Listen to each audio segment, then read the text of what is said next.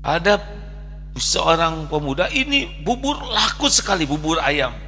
Entah gimana sangat laku. Sampai orang-orang dari luar kota juga beli ke sana. Akhirnya kursus tuh. Keponakannya tuh sesudah mahir bikin lagi. Ternyata sama. Ini kisah nyata hadirin. Rame lagi. Aduh, kasihan ini orang, banyak yang antri mau beli, susah sekali dapat makanan. Dia tulis tuh Pak resepnya. Pak, Bu, ini resepnya, dibagikan supaya bikin lagi seperti ini. Ada yang nanya, nggak takut tuh ngebagikan resep begitu nanti orang bikin yang sama? Makanya kalau orang makin yakin ke Allah, itu makin menyebar kasih sayangnya. Surat Ali Imran 159. Bagaimana nih kalau rahmat Allah turun kepada seseorang? Tafadhol Ustaz. A'udzu billahi minasy syaithanir rajim. فبما رحمة من الله لنت لهم ولو كنت فظا غليظ القلب لانفضوا من حولك فاعف عنهم واستغفر لهم وشاورهم في الأمر فإذا عزمت فتوكل على الله إن الله يحب المتوكلين.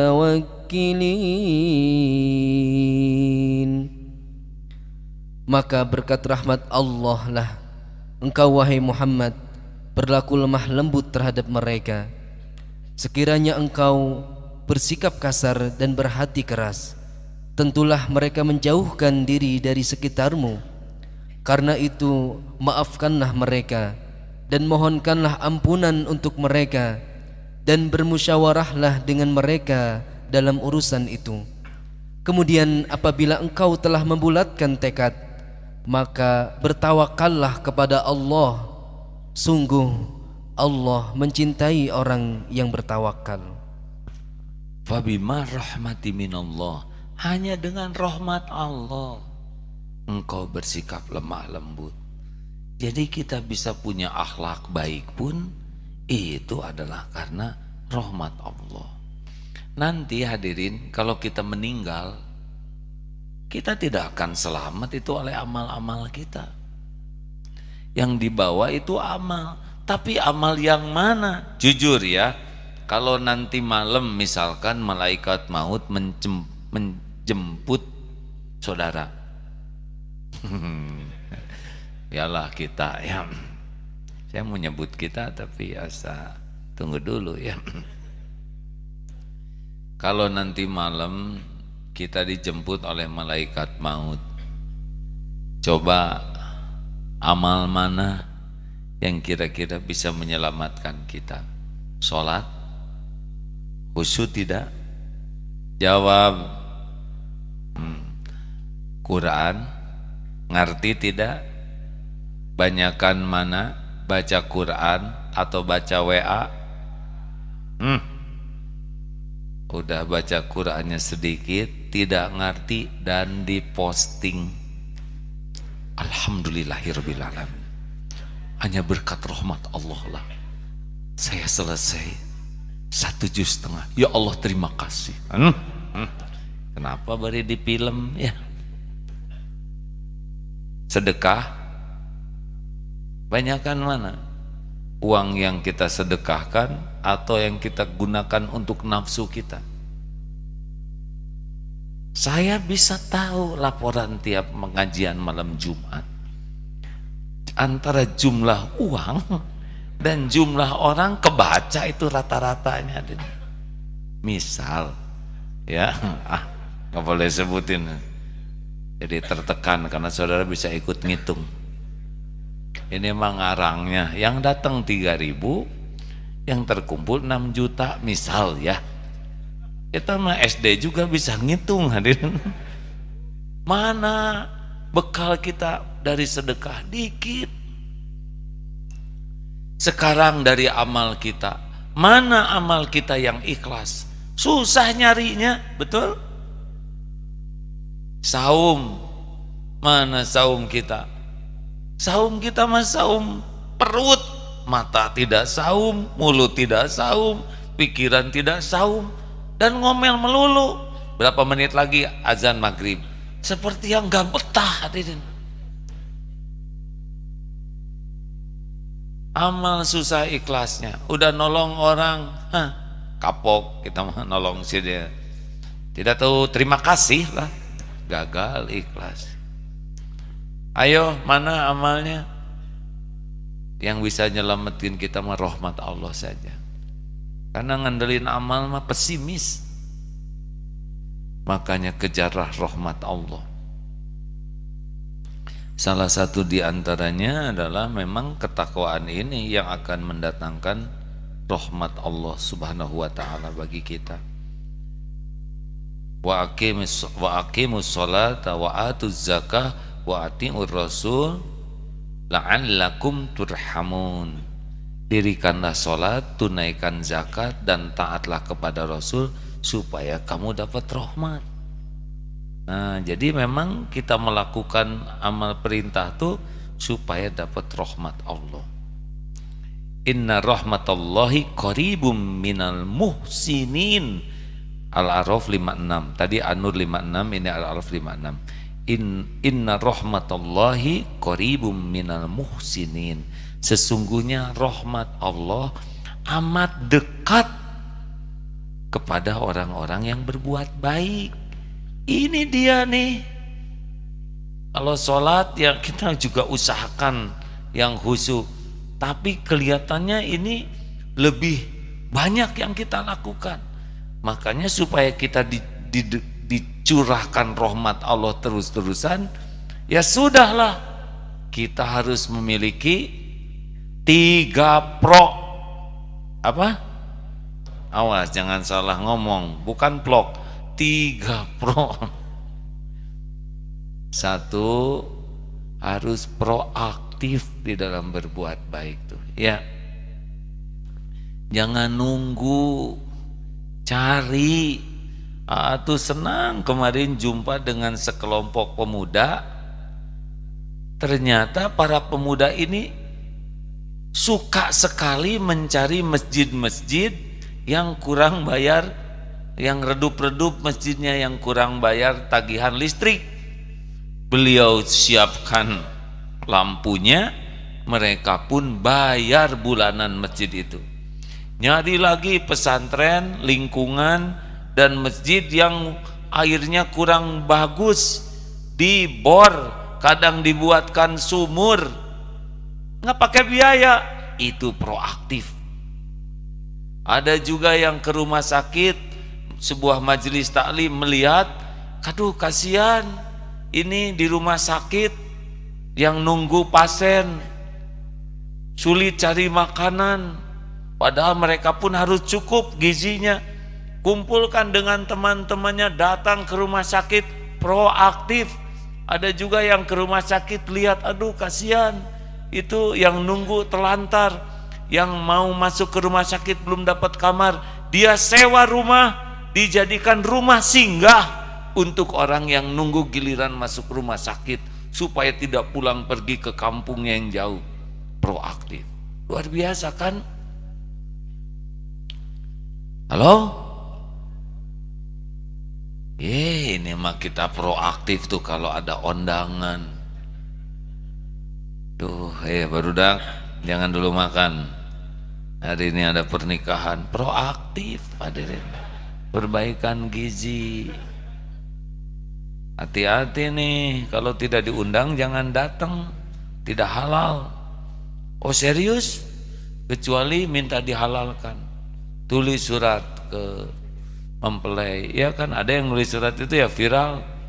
Mohon maaf katanya, saya tidak diundang, tapi saya numpang makan.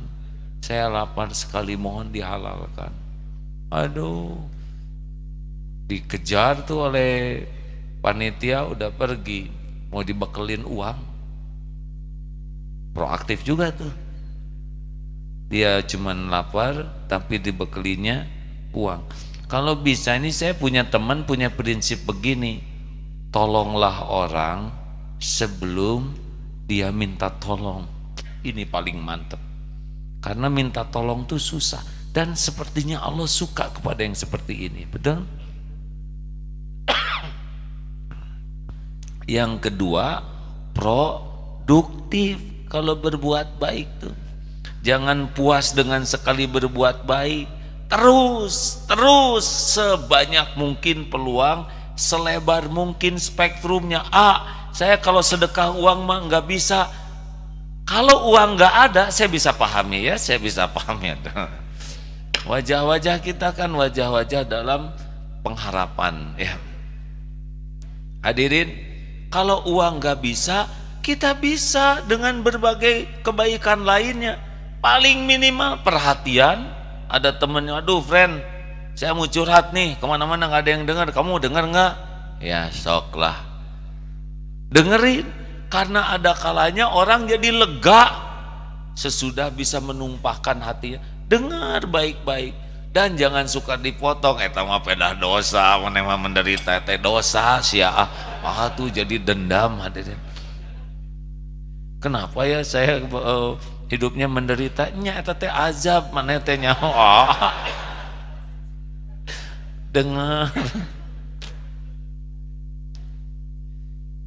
Bisa dengan membantu, produktif berbuat kebaikan dengan ilmu yang ada. Ada yang ngaji, kelihatan bacaannya kurang bagus, tawarkan diri kita. Kang, saya punya waktu luang, kebetulan saya pernah belajar Al-Quran, kalau diperlukan saya siap. Apa-apa tapi saya nggak punya uang buat bayar. Saya punya kesempatan ngajar aja karunia. Gitu. Allah suka tidak? Bisa melimpah tuh ilmunya. Ayo, kemarin dengar ada ahli servis AC yang mengajak yang pengangguran untuk dididik dengan keahlian yang dia miliki. Ayo saya ajarkan, nggak usah bayar. Wah, nanti gimana dong, makin banyak tukang servis, kita jadi nggak kebagian order. Memangnya Allah rumit ngasih rezeki? Ajarin orang dengan keilmuan, dia bisa menjemput rezekinya, dia bisa menafkahi keluarganya, bisa bayar kontrakan, bisa buat nambah ilmu. Dari ilmu yang kita ajarkan turun rahmat Allah. Gak usah hitung-hitungan, kita aja bisa kayak gini Allah yang ngasih. Betul? Masih ingat yang tukang bubur itu? Belum, kan saya belum cerita ya.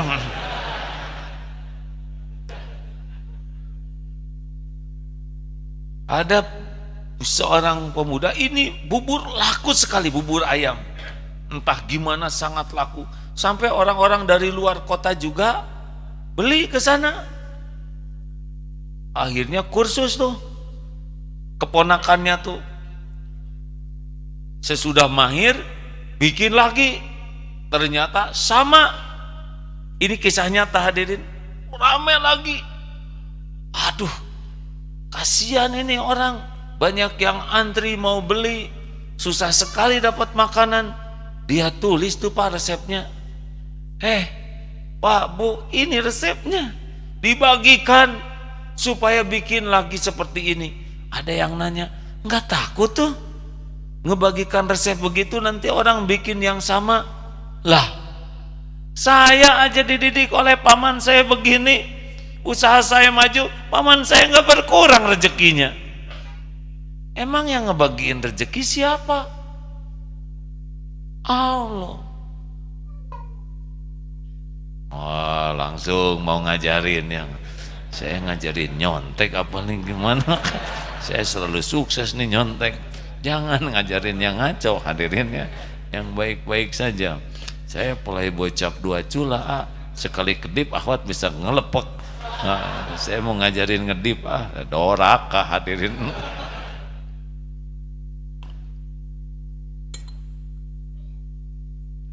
Ayo hadirin, jangan ragu-ragu. Innallaha yuhibbul muhsinin. Allah sangat mencintai orang yang berbuat kebaikan. Itu paling banyak di Al-Quran dibanding yuhib yang lain. Innallaha yuhibbul muttaqin, innallaha yuhibbul mutawakkilin, innallaha yuhibbul muhsinin. Ini 5 kali disebutnya, tidak tertandingi oleh yang lainnya.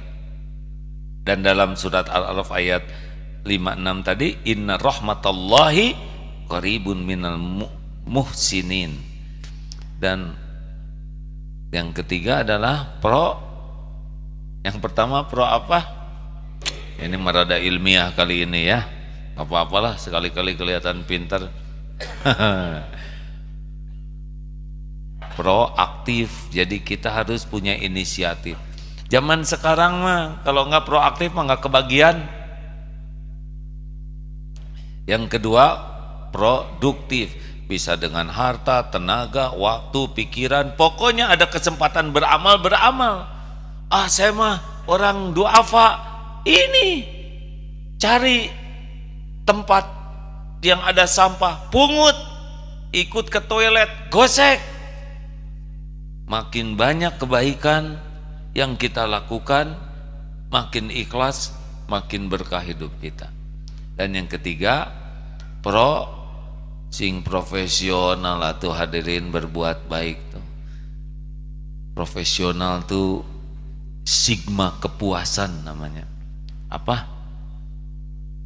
Nih, kalau tukang dagang ini, maaf ya, ini tidak membicarakan siapapun, hanya ngarang saja. Misalkan ada tukang gorengan di pinggir jalan, dagang gorengan, karena dia nulisnya tidak pakai perencanaan, gorengan. Atau yang lebih ngerti lagi, gorengan, tulis ya kan, hurufnya juga kan beda-beda. Udah gitu lihatnya saja berdebu, gerobaknya di tempat yang kurang bersih. Kira-kira puas tidak lihatnya? Kan? Tidak. Pas dilihat tukang dagangnya pakai singlet dan bersin terus. Harganya kurang jelas. Dia nulisnya 500 tapi Rp 50, nolnya di situ, licik, nipu eta mah hadirin. Ukurannya tidak stabil. Ada yang segede gini, ada yang segede gini, harga sama. Pas udah beli, bungkusnya pakai bungkus bekas, cabenya dikit. Udah gitu kembaliannya susah. Kira-kira pengen beli lagi atau kapok? Nah begitulah, tidak profesional tuh ujungnya gitu. Tapi bayangkan, aduh ini ya, tukang gorengan profesional, baru juga lihat bersih tertata. Lihat kan, kalau pedagang yang profesional, pakaiannya rapi, ada murotal, ukurannya bagus, tulisannya enak dibaca, ramah, murah, senyum. Beli berapa? 2, dikasih 3. Enggak takut rugi? Enggak. Mau cabenya berapa silakan ambil. Dibungkusnya bungkus yang rapi dan tidak pakai plastik, karena dia peduli kepada lingkungan hidup, go green. Makanya saya nggak pakai plastik ya, karena yang plastik disembunyikan di sana. Sekarang pakai tumbler ya.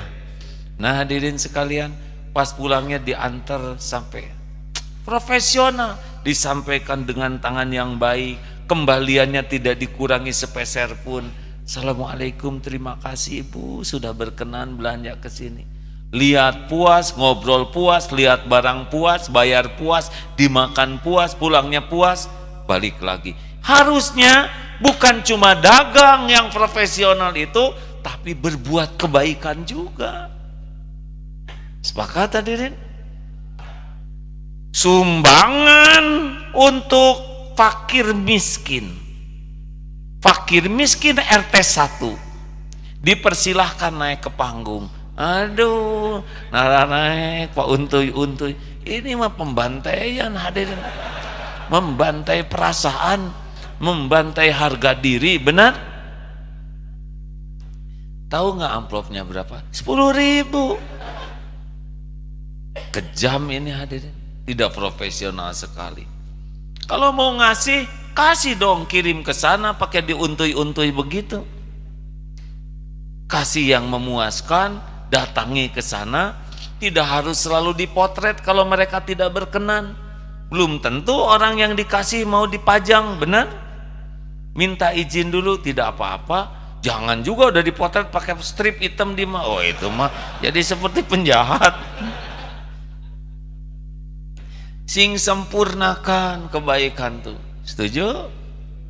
Proaktif, lihat yang celingak-celinguk. Ada yang perlu saya bantu pak? Oh saya nyari kantor BMT di mana? Oh di sebelah sana. Mari saya antar pak. Antar. Oh bapak kakinya agak sakit. Kalau gitu saya bonceng. Bonceng sampai ke sana. Bukakan pintunya. Pak ini ada tamu silakan. Ada lagi yang bisa saya bantu? Enggak teh. Ini bayaran. Oh enggak terima kasih. Begitu. Saya pernah di Jakarta nanya celingak-celinguk. Ada yang nanya, mau kemana dek? Dulu masih ade-adean ya. Sekarang udah AA, dulu ade. Ini ya bapak-bapak, saya mau apa? Kebun jeruk waktu itu saya lupa lah. Di Jakarta selesai SMA. Celingak-celinguk. Oh yuk, naik bajaj aja, naik bajaj. Dia antar ke sana. Udah gitu dia turun. Ternyata ke tempat dia. Saya yang bayar. Beri nggak nyampe ke tempat saya, doraka eta. Memang proaktif, tapi memanfaatkan kecelingukan untuk dia naik bajaj ke tempat dia. Saya mesti kemana lagi tah? Astagfirullah. Memang bodoh tuh mudah dikadalin hadirin. Ayo hadirin sekalian, hidup ini tidak akan selamat kecuali dengan rahmat Allah, dan rahmat Allah dekat kepada orang yang berbuat kebaikan. Dan kebaikan itu hanya disebut kebaikan kalau judulnya lillahi ta'ala. Tidak semua kebaikan akan dapat rahmat Allah. Kalau kita niat berbuat baik agar diakui orang sebagai orang baik, bukan karena Allah. Kalau kita berbuat baik agar dia jadi berbuat baik ke kita, itu juga tidak ikhlas. Kalau kita berbuat baik agar terkenal sebagai orang baik, itu juga tidak benar. Kalau kita berbuat baik agar dia tidak berbuat jelek, itu juga tidak diterima. Apalagi yang berbuat baik untuk menjerat orang supaya hutang budi ke kita, itu tipu daya. Bagi kita berbuat baik karena innallaha yuhibbul muhsinin. Kenapa kamu berbuat baik? Karena Allah Tuhan saya senang kepada yang berbuat baik. Selesai. Orang berterima kasih atau tidak bukan urusan kita sama sekali. Orang mau ingat kepada kebaikan kita atau tidak ingat, itu bukan wilayah kita. Wilayah kita cuma satu, bagaimana kita berbuat baik dan Allah merahmati kita, itu saja. Kita berbuat baik, diremehkan kebaikan kita, boten nopo-nopo, ora apa-apa, nggak apa-apa. Kita berbuat baik malah dihina kebaikan kita, monggo. Ulomo, maksudnya saya sih, inilah ya, kalau lo bagaya teh begini, nggak kemampuan sedikit, gaya banyak. Saya mah cuman satu harapan teh, Allah ridho. Kalau Allah sudah ridho ke kita, udah puncaknya. Mau sedunia memuji kita, tidak ada apa-apanya dibanding dengan keridhoan Allah. Mau kita dikagumi oleh seluruh jin dan manusia, tidak ada apa-apanya dibanding dengan keridhoan Allah. Makanya gak usah cari macam-macam hidup mah. Lakukan aja yang terbaik supaya Allah ridho ke kita. Kita diselimuti rahmat. Kapanpun kita mati, mudah-mudahan kematian kita dalam rahmat Allah, husnul khotimah. Mau husnul khotimah? Tidak sulit husnul khotimah tuh secara teori mah ya. Husnul khotimah itu akhir yang baik. Supaya akhirnya baik, rumusnya setiap saat jadi orang baik, mikir baik, bicara baik, mendengar baik, berbuat baik, berhati baik, berprasangka baik. Datang malaikat maut, insya Allah kita akan diwafatkan dalam kebaikan.